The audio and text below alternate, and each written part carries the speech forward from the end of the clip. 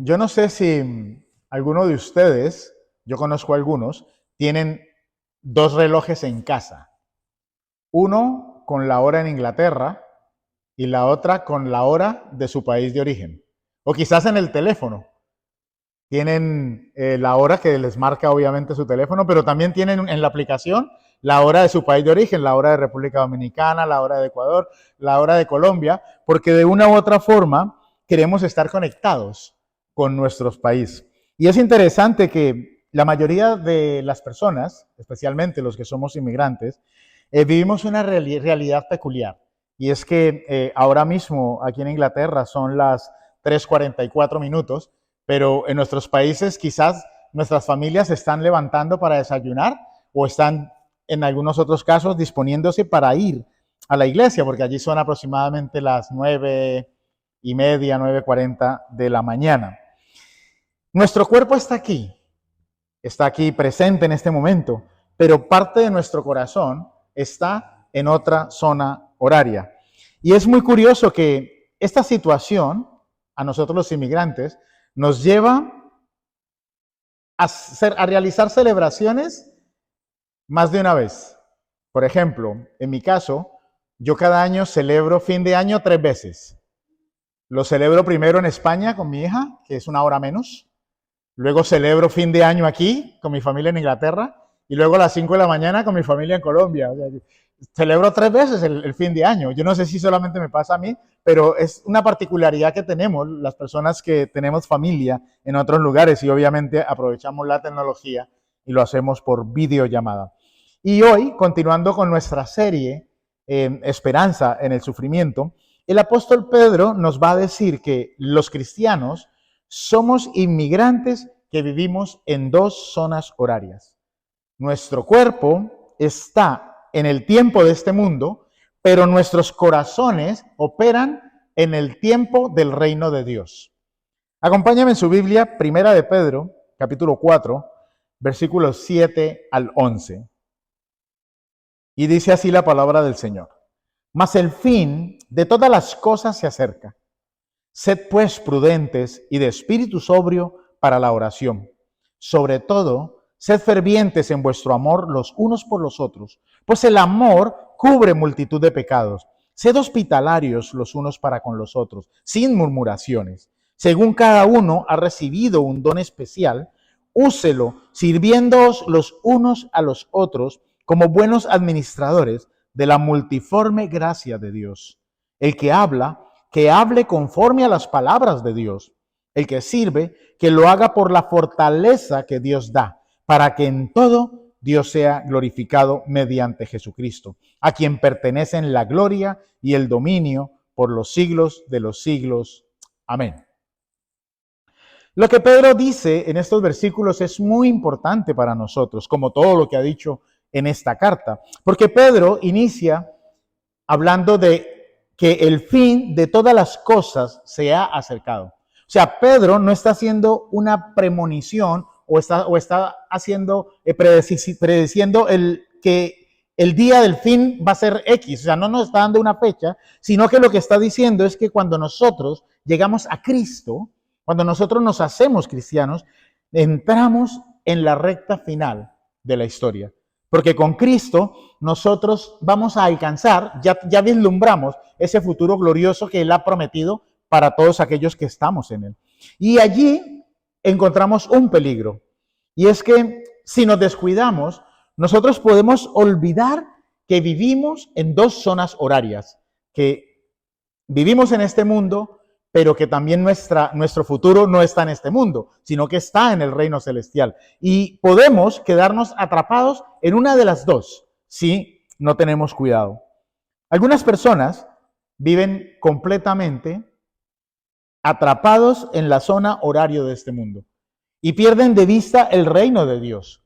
Y Pedro los describe precisamente en los versículos 2 y 3. Y dice que son aquellos que viven el tiempo que les queda en este cuerpo, lo viven en la carne. Lo viven en la carne. Borracheras, orgías, todo lo que el mundo ofrece, todo lo que pueda disipar sus vidas. Ellos viven como si lo que hay en este mundo es todo lo que hay. No pueden ver más allá de lo que ven sus ojos.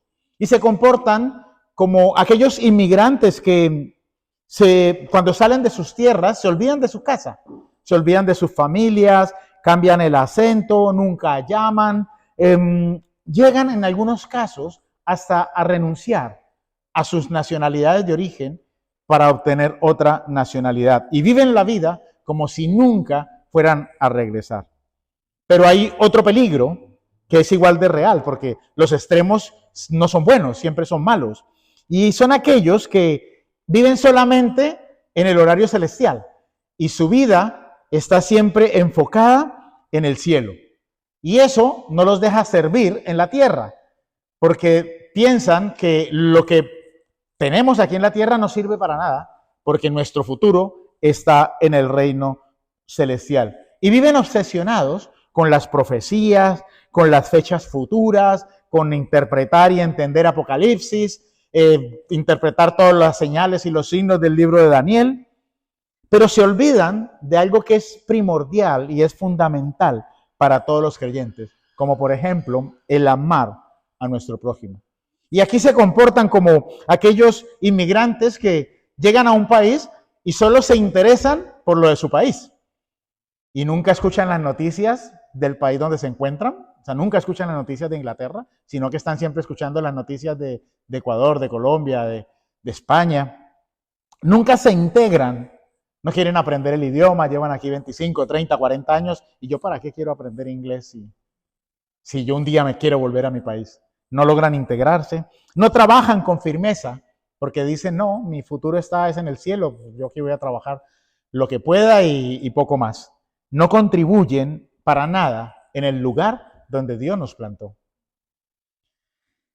Y la razón, creo yo, por la que podemos decantarnos por alguno de los dos extremos, es porque pasamos por alto, se nos olvida que un día esas dos zonas horarias, la zona horaria terrenal y la zona horaria celestial, se van a fusionar. Un día no habrá diferencia entre el tiempo del cielo y el tiempo de la tierra. Cuando nosotros leemos Apocalipsis, leemos que la nueva Jerusalén descenderá del cielo y entonces nuestra casa vendrá a nosotros, ese lugar donde vamos a vivir por la eternidad. Pero mientras que eso pasa, necesitamos vivir esperando ese día. Necesitamos vivir sabiendo de que es Dios el que nos llama no a escapar de este mundo, sino a aferrarnos al mundo, pero para impactarlo, siendo cristianos. Que las personas de este mundo puedan ver que nosotros somos diferentes. Ese es el llamado para nosotros en esta tierra. No que nosotros nos mimeticemos con el mundo haciendo las cosas que el mundo hace, sino que nosotros podamos ser de testimonio a las personas de que hay un Cristo, de que hay un poder, de que hay una esperanza. Las personas necesitan ver a través de nosotros cómo va a ser ese día cuando se fusionen los dos tiempos y cómo va a ser ese día cuando las dos zonas horarias al final se sincronicen. Pedro no nos da más información acerca del fin de los tiempos, pero sí nos da 4 prácticas que nos van a permitir a nosotros como creyentes traer ese futuro glorioso, traerlo al presente. Pedro nos enseña que hay disciplinas que hacen que el reino de mañana pueda tocar nuestras vidas hoy y las vidas de las personas que nos rodean. Y cuando nosotros las ponemos en práctica, entonces las personas que se encuentran a nuestro alrededor van a experimentar la forma en la que se va a ver nuestra vida futura cuando estemos en el reino del Señor. La primera práctica que nos pide Pedro, que nos enseña Pedro, es la sobriedad que vigila en la oración. El versículo 7 dice, sed pues sobrios y velad en oración.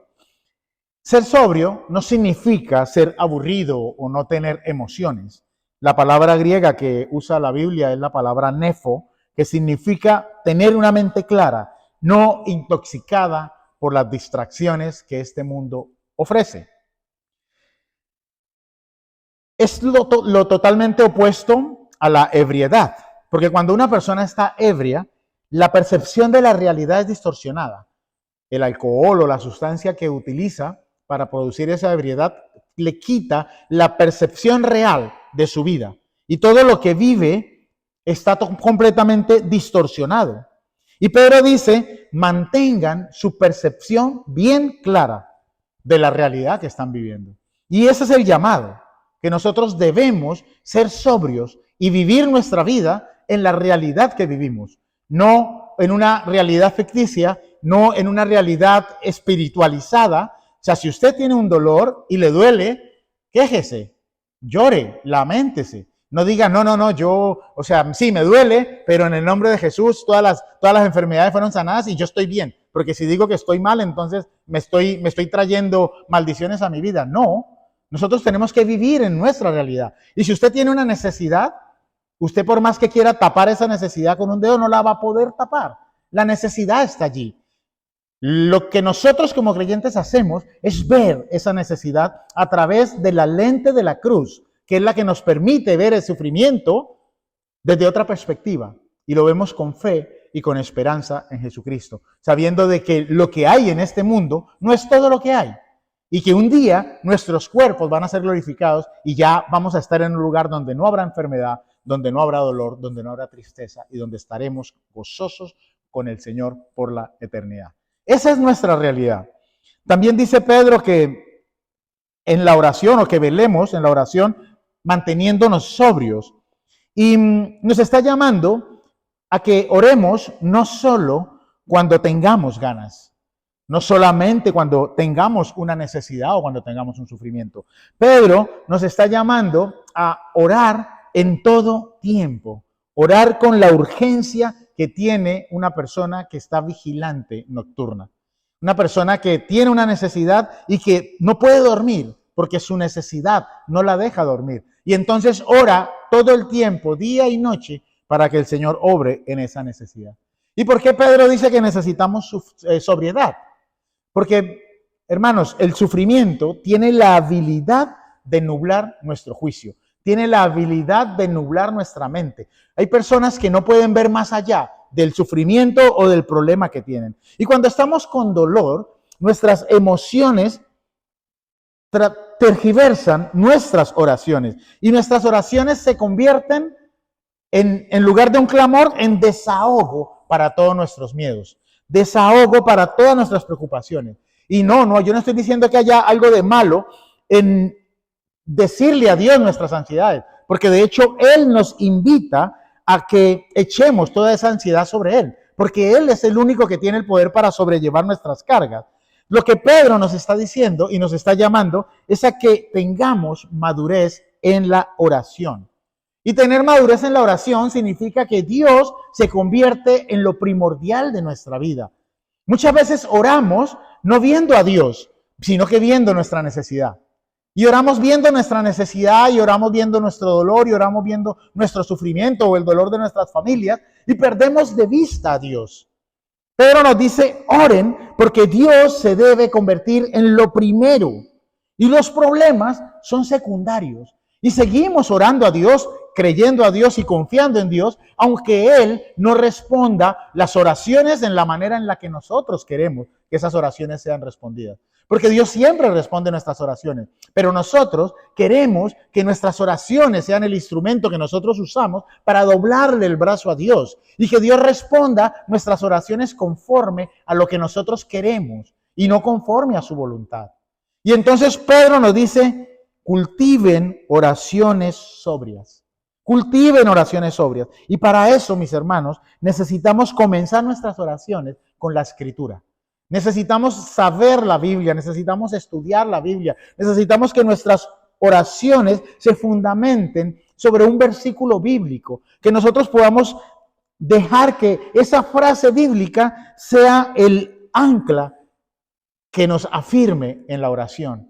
Que nosotros no oremos porque sí, sino que nosotros oremos con entendimiento. También necesitamos extender nuestras oraciones más allá de nosotros mismos. ¿Esto qué significa? Que tenemos que estar preocupados no solamente por nosotros, no levantar solamente oraciones egoístas, sino pensando que hay miles de personas en el mundo que tienen preocupaciones y sufrimientos y problemas mayores que los que nosotros tenemos. Y que en medio de nuestras oraciones nosotros también podamos estar orando por todos aquellos que necesitan, especialmente en la iglesia. Sabemos de hermanos que tienen problemas. Oremos también por ellos. Y por último nos dice que debemos orar con urgencia y orar para que el reino de Dios venga. Porque cuando nosotros entendemos que nuestro tiempo es corto en este mundo, entonces no nos preocupamos por las trivialidades. Le damos importancia a lo que realmente importa, y es la edificación espiritual de nuestra vida. Mantener nuestra alma. Este cuerpo es pasajero, lo cual no significa que lo debemos descuidar, pero tenemos que preocuparnos por aquello que no perece y no por aquello que perece. La segunda práctica que nos habla Pedro es el amor que perdona. En el versículo 8, Pedro dice, sobre todo, tened entre vosotros ferviente amor, porque el amor cubrirá multitud de pecados. Sobre todo significa prioridad máxima. Pedro no dice, sobre todo tengan una doctrina correcta, no dice, sobre todo evangelicen, sobre todo tengan una iglesia de miles, sino que Pedro dice, sobre todo tengan un amor ferviente. ¿Y por qué dice Pedro esto? Porque cuando nosotros estamos bajo presión, las relaciones es lo primero que se fractura. Las relaciones. Cuando nosotros estamos bajo presión, no consentimos que otra persona nos diga algo. Cuando estamos bajo presión, queremos estar solamente enfocados en nuestra situación y todo lo que nos dicen lo tomamos a mal, aunque no sea a mal. La palabra griega que utiliza el texto para ferviente es ektenos, que literalmente significa estirado. Y es la imagen de un atleta que está estirando sus músculos para alcanzar la línea de meta. Yo no sé si usted ha visto algunas carreras en atletismo y hay corredores que ganan porque estiraron el cuello. Eso es lo que significa estirar nuestros músculos a tal punto que nos lleve ese estiramiento a alcanzar la meta. Y no habla de un amor casual o un amor que es conveniente, sino que Pedro nos está hablando de un amor que se esfuerza, que se extiende, que va más allá de nuestras fuerzas, más allá de nuestra comodidad, para manifestarle el amor a nuestros prójimos. Y Pedro también nos habla de que ese amor es poderoso. Tiene el poder de cubrir multitud de pecados. Probablemente Pedro aquí está citando Proverbios 10, versículo 12, que dice, el odio despierta rencillas, pero el amor cubrirá todas las faltas.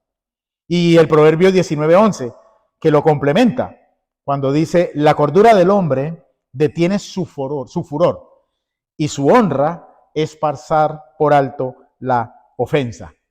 Qué difícil es, mis hermanos, pasar por alto las ofensas. Es muy difícil, porque todavía estamos en este cuerpo. Y es allí donde está el punto clave, porque no podemos pasarlas por alto.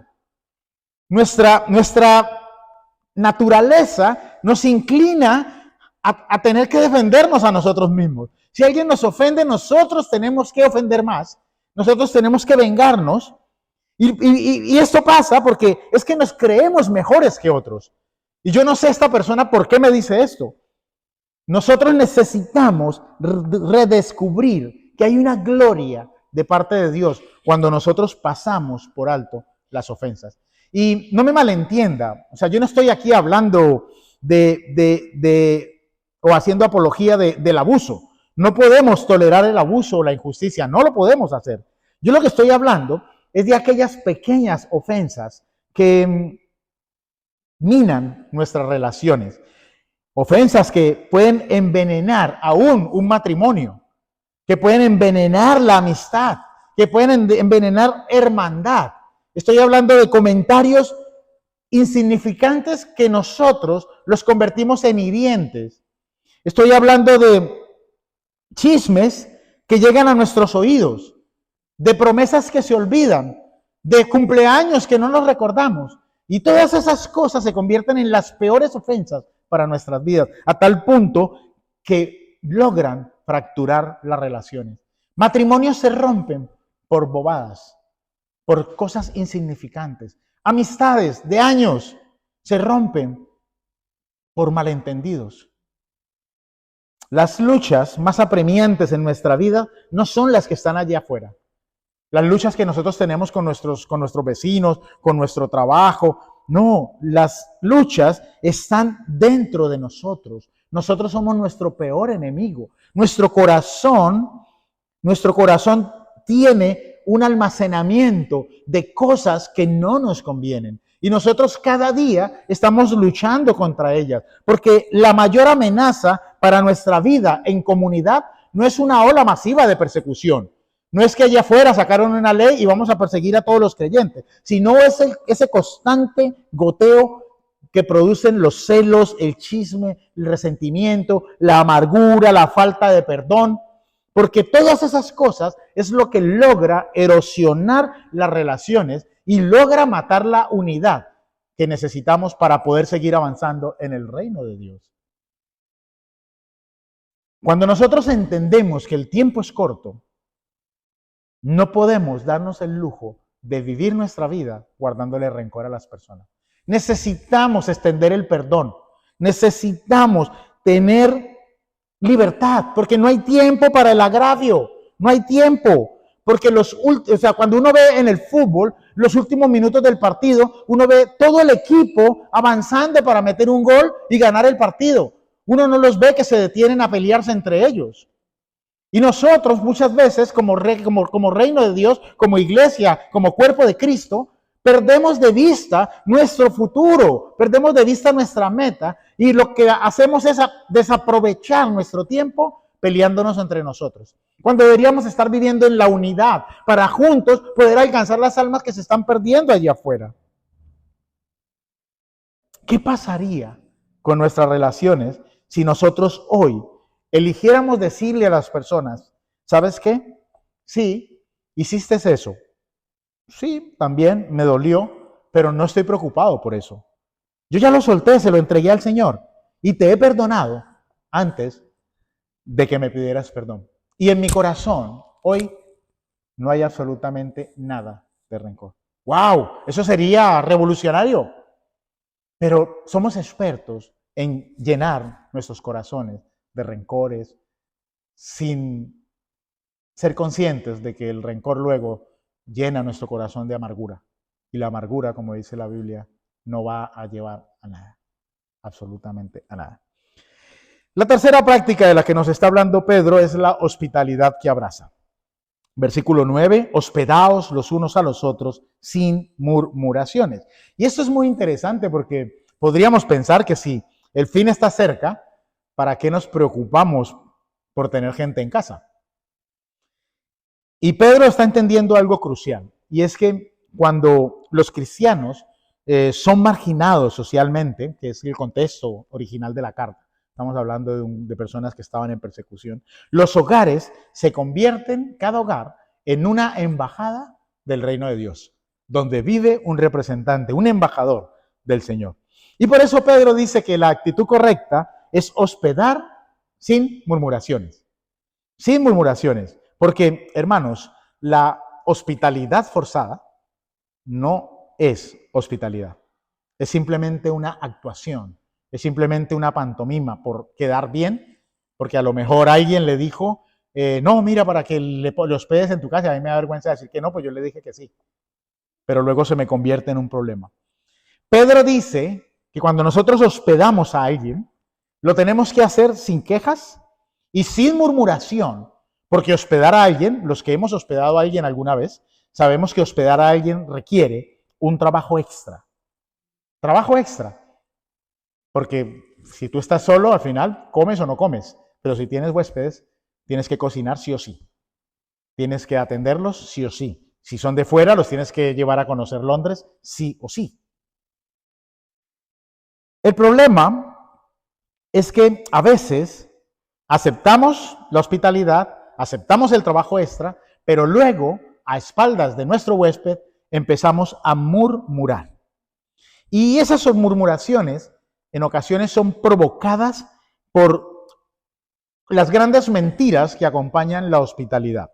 Una de ellas, por ejemplo, es que la casa tiene que estar perfecta, que tienes que tener la decoración más bonita si alguien viene a tu casa. Viene alguien y ¿cómo va a estar la nevera vacía?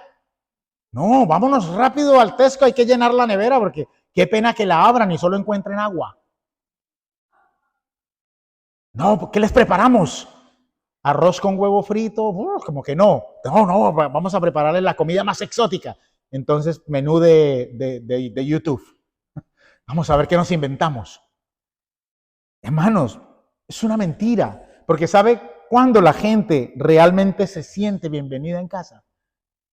Cuando usted le dice, pase,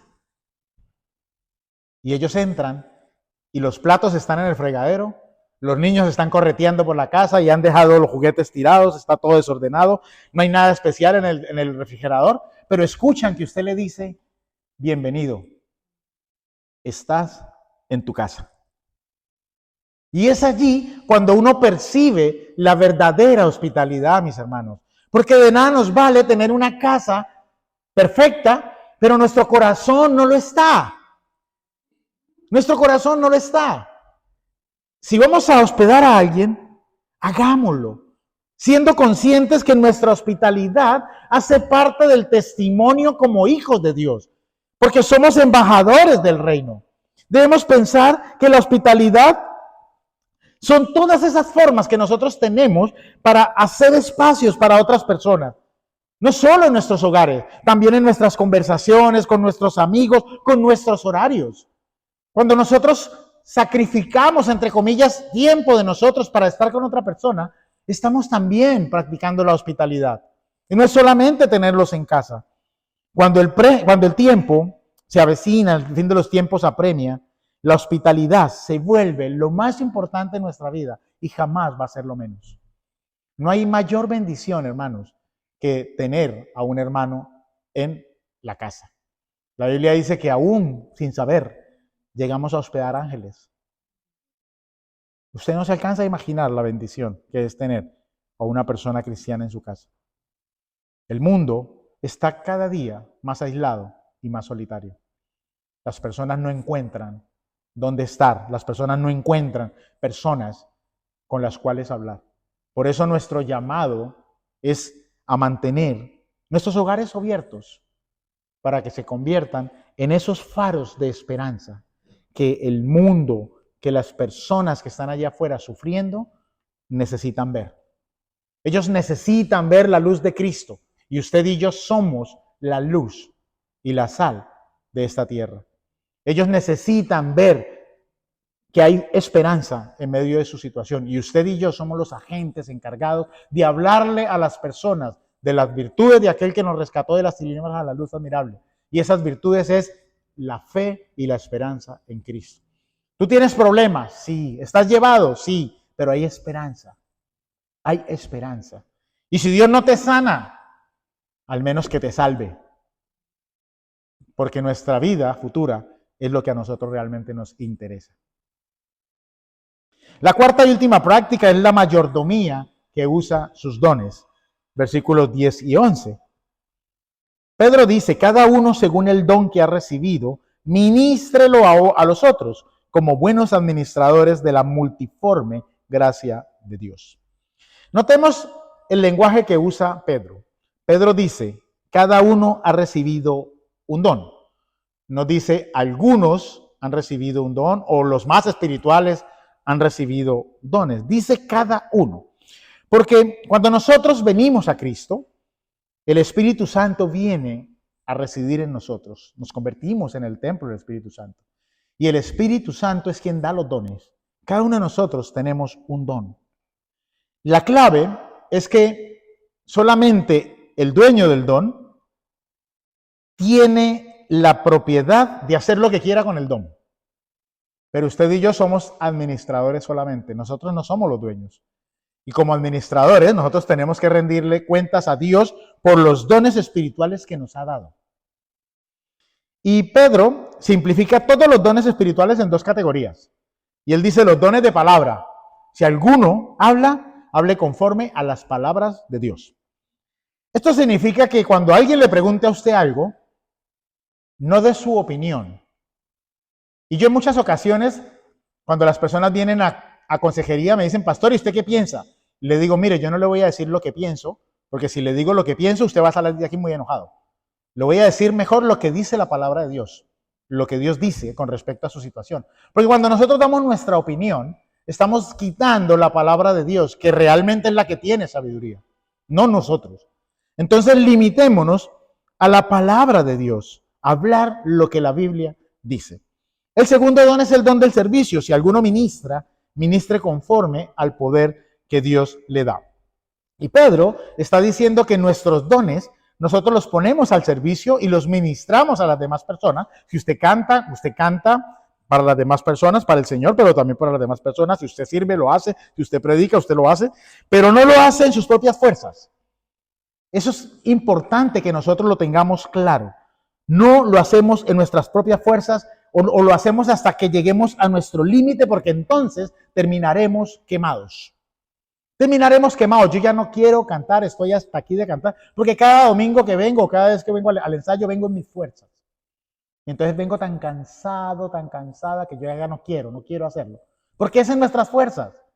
Hermanos, o sea, ustedes saben que yo no hablo mucho de mí, pero los domingos para mí es el mejor día de la semana.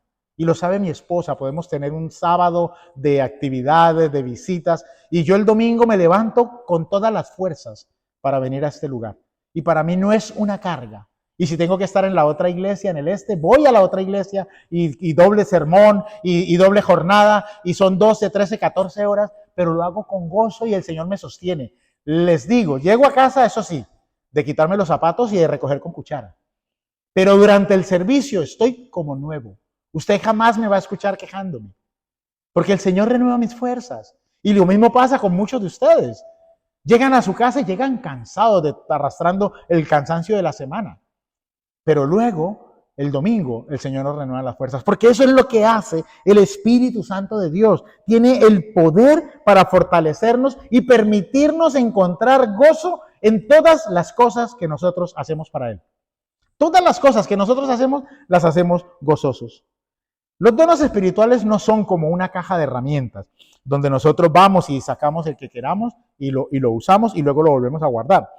Los dones de Dios, los dones espirituales, son el empoderamiento divino que Dios nos da para que nosotros encontremos la forma de suplir las necesidades del momento.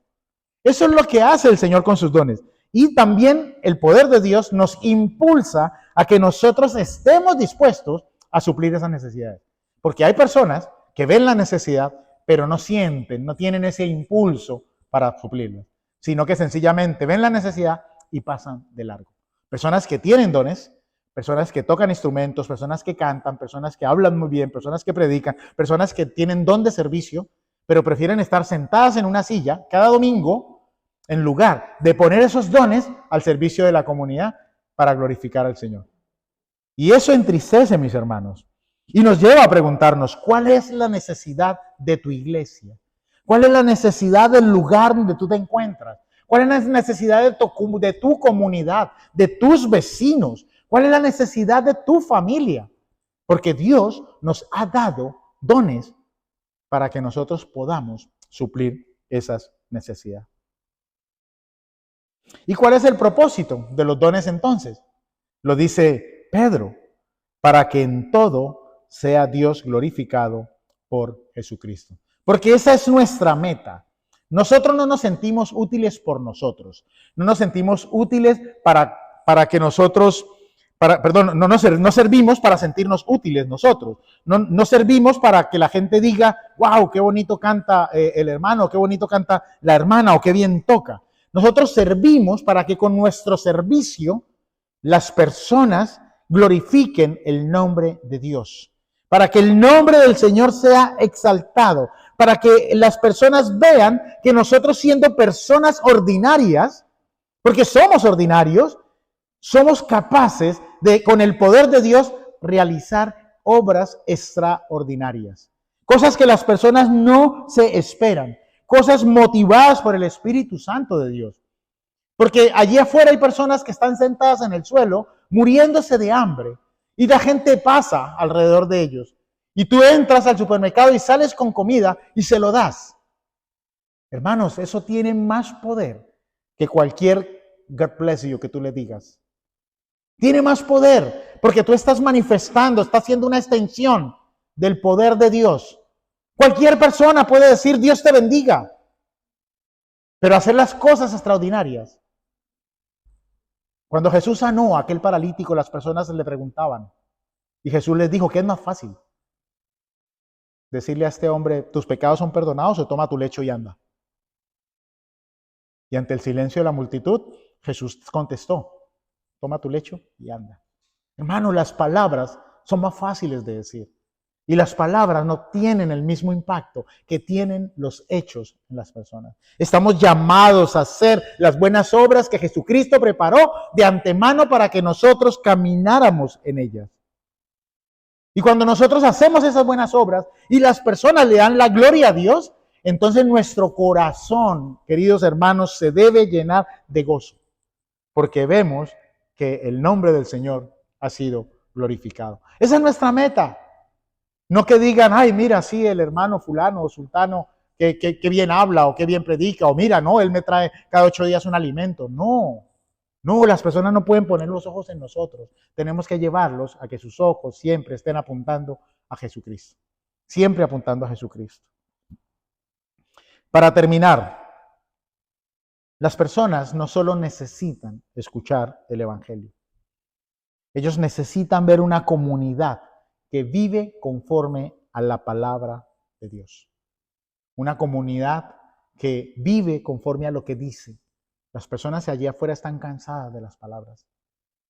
Alguien dijo, las personas podrán dudar de lo que digas, pero jamás podrán dudar de las cosas que tú hagas. Pedro dice que como creyentes nos debemos caracterizar porque levantamos oraciones sobrias aún en medio del caos. Porque practicamos el amor que perdona cuando quizás sea más fácil guardar rencor. Cuando nuestros hogares están abiertos y somos hospitalarios, cuando quizás sería más seguro cerrarlos. Y cuando estamos usando nuestros dones con el poder divino, cuando sería más fácil confiar en nuestros propios talentos. El reto final que nos deja Pedro en este pasaje, en este sermón, es pensar qué cambiaríamos en nuestra vida esta semana si realmente creyéramos que el fin de todas las cosas se ha acercado. Como dijo alguien una vez, ¿qué harías si supieras que hoy es tu último día en la tierra? Quizás necesitas perdonar a alguien. Es hoy. No hay tiempo para guardar rencores. Quizás tienes un don que has estado escondiendo. Necesitamos ponerlo en práctica. No hay tiempo para falsas humildades. Quizás conoces una familia que necesita ayuda. Es hoy. Mañana podría ser tarde. No hay tiempo para excusas. Tenemos que hacerlo hoy. Estamos realizando oraciones superficiales y egoístas. Hermanos, no hay tiempo para jugar a la iglesia. Hay necesidades que son reales. Amada iglesia, Cristo viene pronto. Es la realidad. Cada día que pasa, su regreso está más cerca. Ese es nuestro futuro. Esperamos ansiosamente. Y a veces oramos y le decimos, Señor, ven ya. Ven ya. Pero el Espíritu de Dios está aquí con nosotros. Está presente. Y mientras que esperamos ese futuro glorioso, el Espíritu Santo nos ha capacitado para que nosotros vivamos este presente con la urgencia, con la intensidad y el propósito, que sabemos que el reloj está corriendo, que cada día hay menos tiempo. Y no lo hacemos con miedo, con pánico, sino con un propósito. No con desesperación, sino con fe y esperanza desesperada para ver a Dios glorificado en todas las cosas mientras estemos en este lugar. El fin de las cosas se ha acercado, dijo Pedro. Entonces, Debemos vivir nuestra vida como creyentes bajo esa realidad. Vamos a orar, mis hermanos.